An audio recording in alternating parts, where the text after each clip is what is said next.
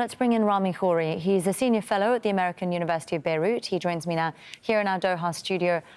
Rami, there feels like what's been a slow shift, perhaps, in public sentiment in Israel around the government's handling of the war, and especially around the captives issue.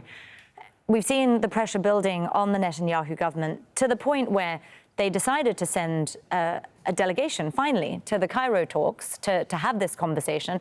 Where are those talks now? It feels like it's been a long time since we heard about any update from there. Sending a delegation could be a positive sign, but not necessarily.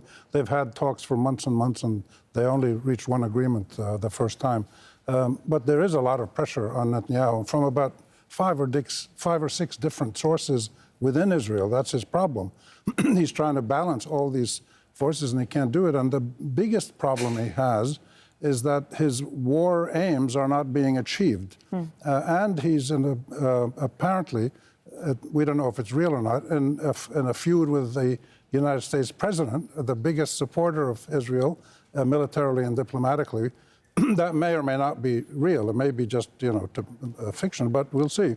But he's got a very difficult situation on his hand because he can't achieve his war aims. He can't look weak. And he has to try to keep fighting and fighting. And he's probably looking at a position now where he thinks, he and his right-wing partners, if I can drive Palestinians out of Gaza, just starve them out, which is what he's doing, that possibly he can then say, okay, we've done one of our main aims, undeclared aims, which is to vacate Palestine to make room for more Israelis. And that's been the Zionist plan since 1920.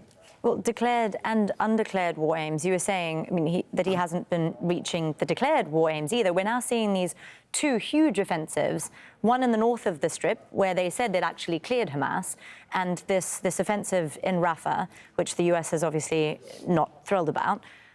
We've got two offensives ongoing. I'm wondering where ceasefire negotiations are at. Are they actually even taking place anymore? Oh, they're probably taking place in a slow motion because they have to go through the Qataris and the Egyptians and the Americans. So these are very slow, indirect processes. If it looks like somebody makes a concession and they can reach an agreement, then Bill Burns will come out. So when Bill Burns, the head of the CIA, comes out, that's a signal that something serious is happening. Until then, it's probably just making your statements, taking positions.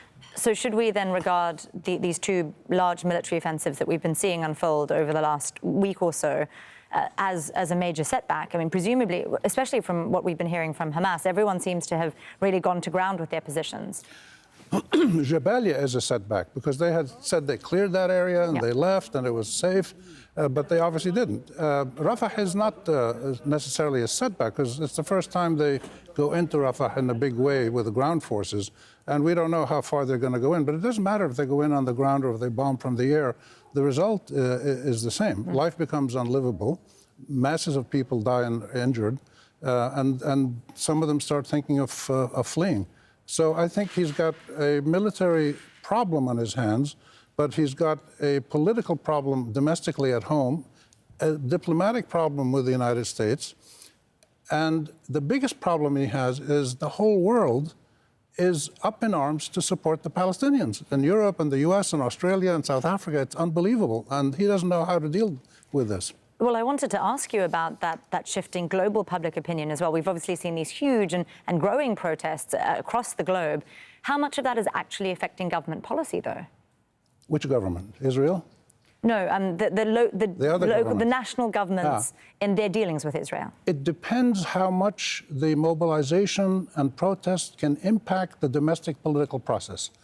In the United States, where I live, and I've followed this very closely, the protests have linked with political operatives in 7 or 8 states, a Democratic Party, and they're creating a national coalition of Democratic forces who traditionally provide the base for the Democratic Party. And they've told Biden, we're not going to vote for you if you keep this policy going in Gaza. So in the U.S., there is a real chance that it could influence either the election. If he doesn't change, he might not get elected. If he does change, it could be probably due to the pressure that he's been put on. But the point of these marches and demonstrations, it's not a one-time thing. These have been accumulating for decades.